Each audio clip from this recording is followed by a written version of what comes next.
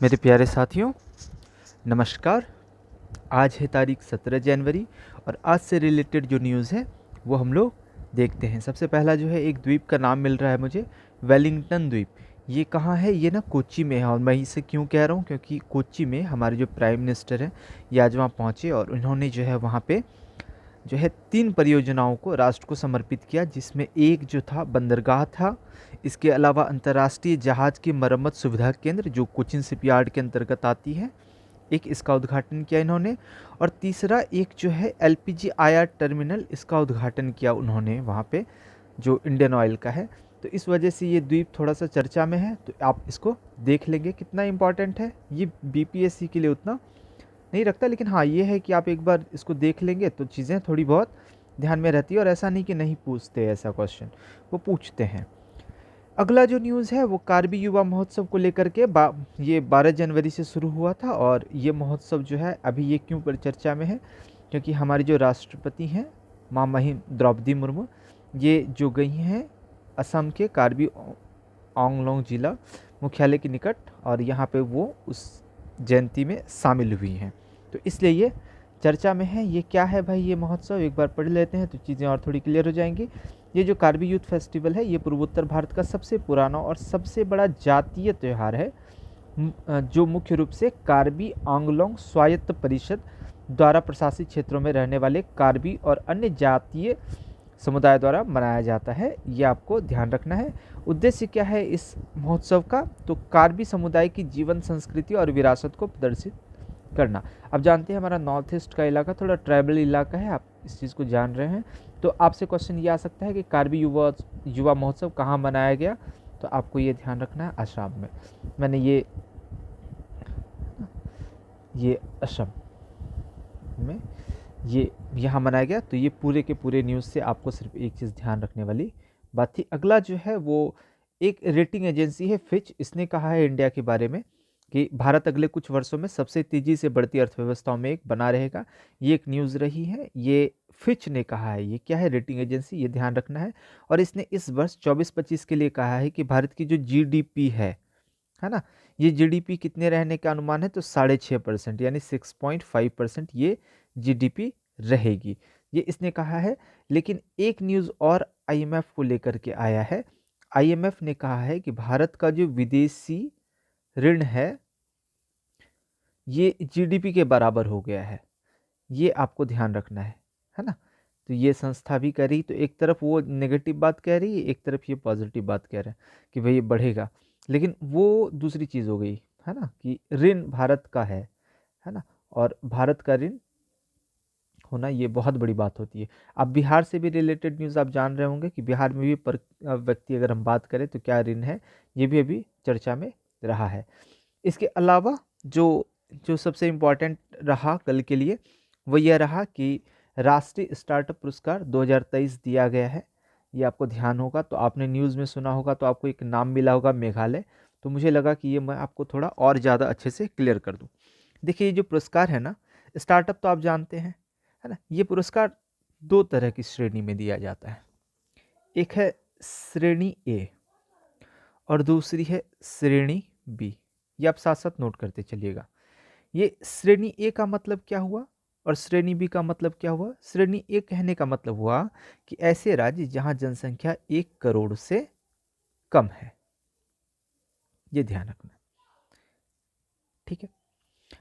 और श्रेणी बी का मतलब क्या हो, सॉरी 1 करोड़ से अधिक है, मैं गलत कर गया, 1 करोड़ से अधिक है।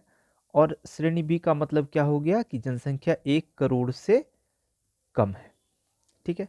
अब इसमें क्या करते हैं कि एक अवार्ड देते हैं सर्वश्रेष्ठ का, कि कौन सर्वश्रेष्ठ राज्य रहा, है ना। तो ये श्रेणी ए में भी जाएगा, श्रेणी बी में भी आएगा। तो श्रेणी ए में सर्वश्रेष्ठ कौन रहा, ये ध्यान रखिएगा। एक राज्य है गुजरात, है ना। इसके अलावा कर्नाटक, केरल और तमिलनाडु।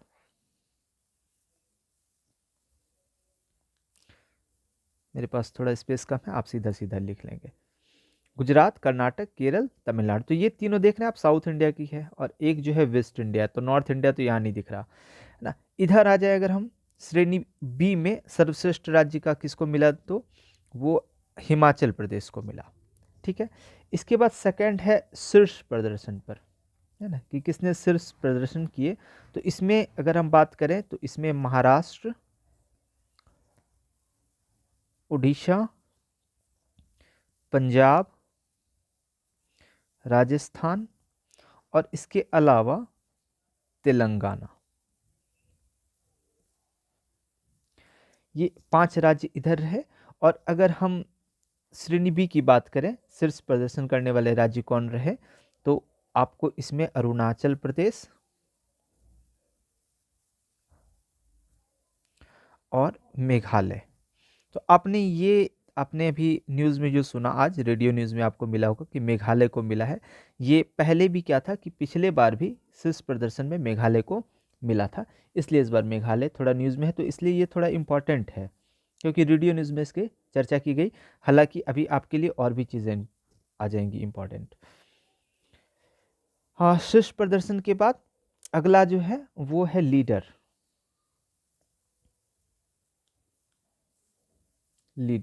लीडर में क्या है, तो लीडर में आप देखेंगे श्रेणी ए, श्रेणी बी।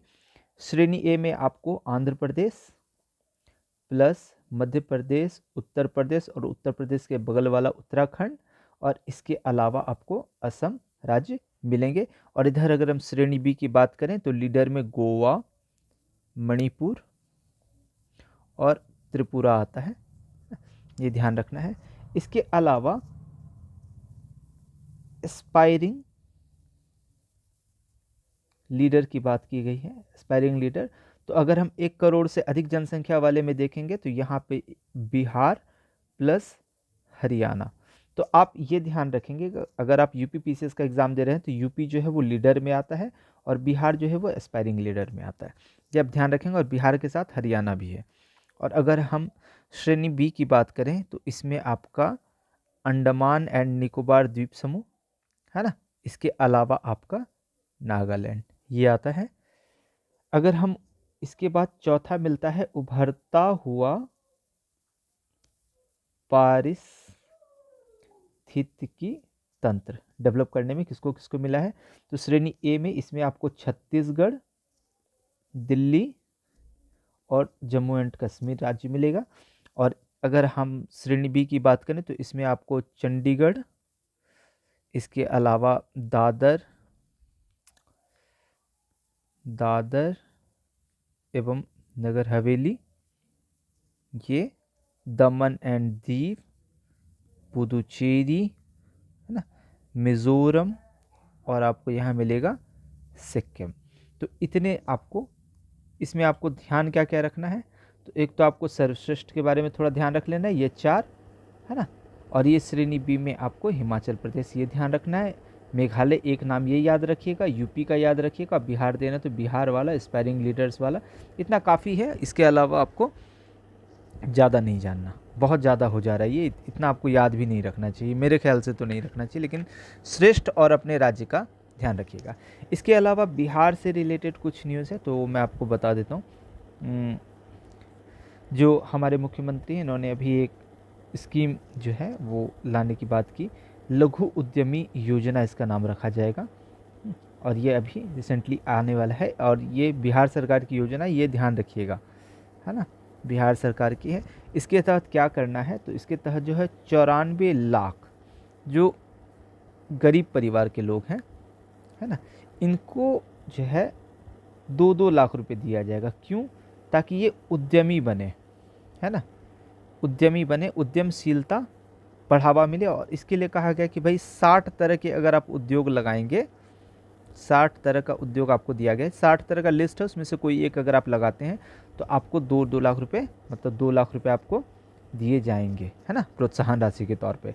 इसके अलावा आप बिहार से हैं तो आपको एक चीज़ और ध्यान रखना चाहिए कि अगर सरकारी वाहन से दुर्घटना होती है ना, और व्यक्ति अगर अगर किसी की मृत्यु हो जाती है सरकारी वाहन से, तो उसको 5 लाख रुपए, 5 लाख रुपीज़ मिलेगी।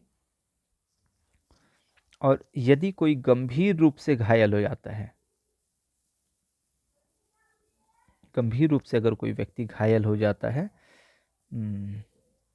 घायल हो जाता है तो उसको 2.5 लाख रुपए दिया जाएगा। तो ये आपको ध्यान रखना है। इसके अलावा जो है एक छोटी सी बात कि आपको पता है हमारा ऑनलाइन क्लास स्टार्ट है, वो 20 जनवरी से स्टार्ट हो रहा है ना।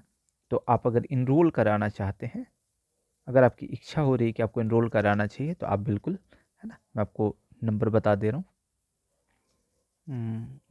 ये हमारा संपर्क सूत्र है 8505973417। आप इस पर इनरोल करा सकते हैं और बाकी क्लासेस आपकी करंट की तो चल ही रही है ना। बहुत बहुत धन्यवाद।